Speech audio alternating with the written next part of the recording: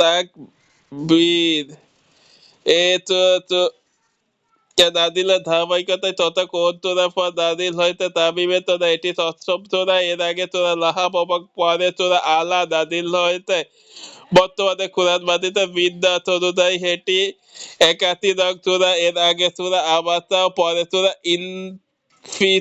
ইনফিতার মাক্কি যুগের শুরুতে নাজিল। আয়াত 29টি, সূরা নং 81। মাক্কি নামের অর্থ তাকবীর, অর্থ কোনো কিছু বড়িয়ে দেওয়া। সূরার 1 নং আয়াতে তাকবীর শব্দটির মাধ্যমে দাঁড়ানো হয়েছে সেদিন সূর্যকে অন্ধকারে বড়িয়ে দেওয়া হবে, আলোহীন হয়ে পড়বে পুরো পৃথিবী। এখান থেকে সূরাটির নাম হয়েছে তাকবীর। মেধাতিব কিয়ামতের কিছু নির্দিষ্ট 2 কোরআনের সত্যতা ও নিশ্চিতকরণ। 3 কোরআনকে যথাযথ ভাবে পৌঁছে দেওয়ার ক্ষেত্রে রাসূল সাল্লাল্লাহু আলাইহি ওয়াসাল্লামের ভূমিকা। সূরা শুরু হতে সম্পর্ক। সূরাটি শুরু হয়েছে কিয়ামতের বিভীতিকর বর্ণনা দিয়ে। তবে এই কিয়ামত কবে সংগঠিত হবে সেই তথ্য আল্লাহ তাআলা জানাননি। ওদিকে কিয়ামতের উপর বিশ্বাস না থাকায় কাফিররা রাসূলের কাছ থেকে বারবার কিয়ামত নিয়ে হাসার দাবি জানায়। তাই এই সূরাতে আল্লাহ জানিয়ে দিলেন, তোমাদের চাওয়া নয়, কেবল মহাবিশ্বের অধিপতি আল্লাহ চাওয়া, অর্থাৎ আল্লাহ যখন চাইবেন তখনই কিয়ামত সংগঠিত হবে। অন্য সূরার সঙ্গে সম্পর্ক। এ সূরার আগে সূরা হলো সূরা আবাসা, যাহাতে হয়েছে কিয়ামতের কান ফাটানো আওয়াজের মধ্য দিয়ে আওয়াজের দিন সম্পর্কে কাফিরদেরকে সাবধান করে দিয়ে সেই আলোচনাকে পূর্ণ ও তা দিয়েই শুরু হয়েছে সূরা তাকবীর। সেই ভয়াবহতা দিনটি কেমন হবে এই সূরাটিতে তার একটি পূর্ণাঙ্গ চিত্র তুলে ধরা হয়েছে। সাদে নজুল। কিয়ামতের বিভীতিকর পরিস্থিতি বর্ণনা তুলে ধরতে এই সূরার শুরুর অংশ নাজিল হয়েছে। প্রথম 6টি আয়াত এসেছে কিয়ামতের প্রথম পর্বের বিবরণ ও কিয়ামতের শুরু হবার সাথে সাথে সে ভয়াবহ অবস্থা সৃষ্টি হবে আর তার এক পরিষ্কার চিত্র ফুটে উঠেছে। পরে তার আয়াতে আল্লাহ কিয়ামতের দ্বিতীয় পর্ব অবস্থা বর্ণনা করেছেন। সকলে কিভাবে জীবিত করা হবে আর তাদের কার সাথে কি আচরণ করা হবে সেই কথাগুলো এখানে তুলে ধরেছেন তিনি। এই সূরার বাকি আয়াতগুলো আলোচনা কুরআন ও রাসূলকে দিয়ে এখানে মক্কাবাসীকে জানানো হয়েছে। এই কুরআনের বাণী কোনো পাগলের প্রলাপ নয়, আর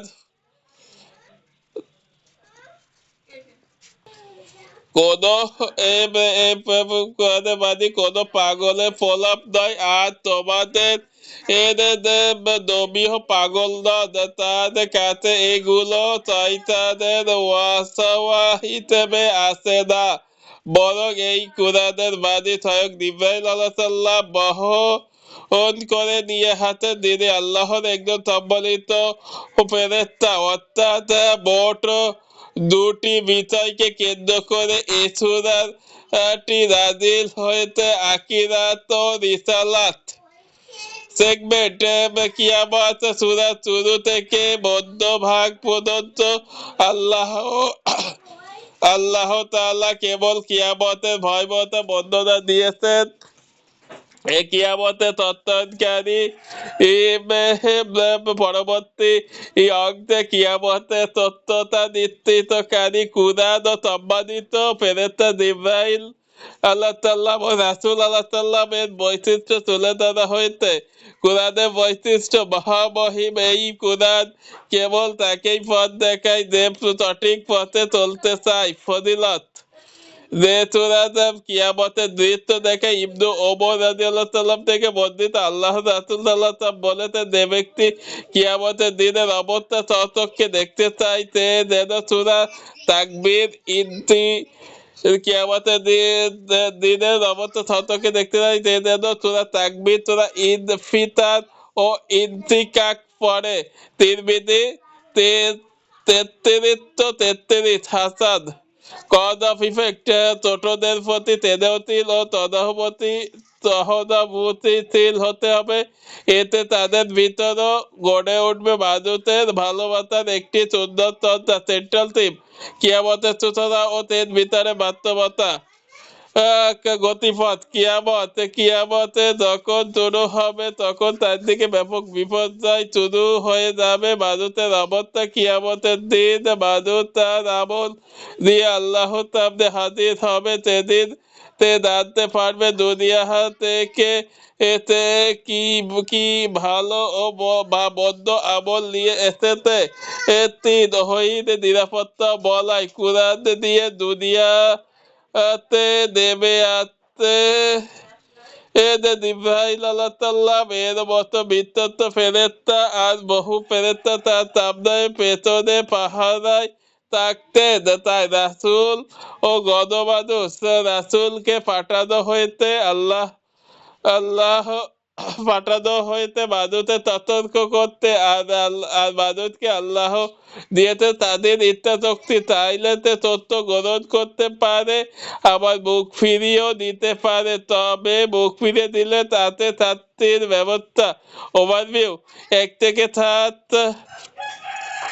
বিবৃতিকে কিয়ামতের কিছু চিত্র তুলে ধরা হলো। 8 থেকে 11 শ্রেণীর মানুষের আমলের খাতাগুলো মেলে ধরা হবে, তাদের করা হবে চূড়ান্ত জিজ্ঞাসাবাদ। 12 থেকে 14 অবাধ্যতার জন্য জাহান্নামকে প্রস্তুত করা হবে, তার অনুগত লোকদের কাছে দিয়ে আসা হবে জান্নাত। 15 থেকে 21 তিনটি মিথ্যাহে শপথ করে আল্লাহ তাআলা কুরআনের সত্যতাকে ঘোষণা দিলেন।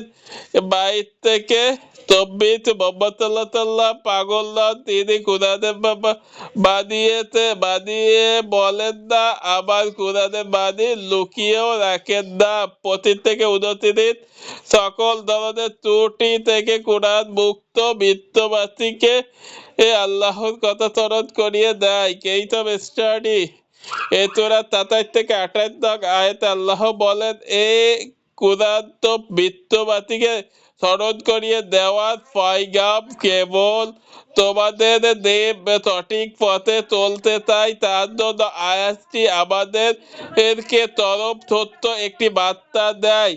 আসলে তো তাহাই, কুরআনের কাজ তো কেবল মানুষকে আল্লাহর কথা স্মরণ করিয়ে দেওয়া, আলো ও তরফ তত্ত্বতা বার্তা দেয়। আসলে তো তাই, কুরআনের কাজ তো কেবল মানুষকে আল্লাহর কথা স্মরণ করিয়ে দেওয়া, আলো আঁধারের পথ দেখিয়ে দেওয়া। এবার মানুষ নিজেই সিদ্ধান্ত নেবে।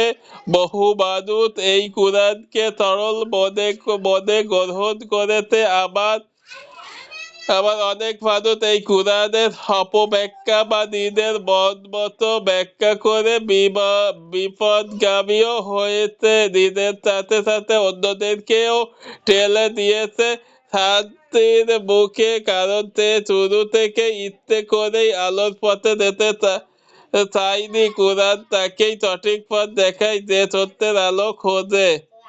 রিফ্লেকশন,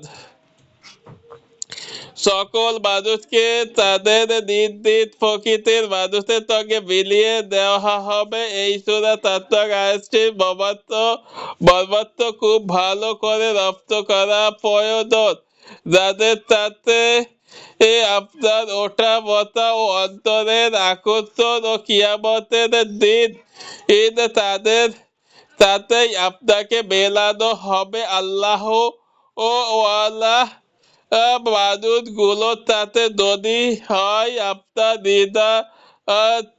তবে আপনার জন্য সুখবর, পরকালেও আপনি হবেন তাদের সঙ্গী। আর যদি আপনার বন্ধু হয় আল্লাহর দুশমন, কেউ তাদেরকেই আপনার ভালো লাগে, তবে আপনার জন্য বড়ই দুঃসংবাদ। তাদের সাথে হয়তো আপনার জাহান্নাম থাকতে হবে। তারা কাকে বন্ধু বানাবেন, কার লাইফ স্টাইলে জীবন গড়বেন ভাবুন, পরকালে কিন্তু আপনার সুযোগ মিলবে না। ইবনে কাসির তাফসীর ৭:৪৯। আজকাল দেখবেন অনেক মানুষেরাই চাওয়া একটা ছেলে সন্তান যেন হয়, মেয়ে সন্তান হলে তারা কেমন মন খারাপ করে, তাদের চেহারা কালো হয়ে যায়। এটা জাহেলিয়াতের স্বভাব। বর্তমানে হাসপাতালে ময়লা মাখতে ডাস্টবিনে বা নর্দমায় জীবন্ত নবজাতক মেয়ে শিশু পাওয়া যায়।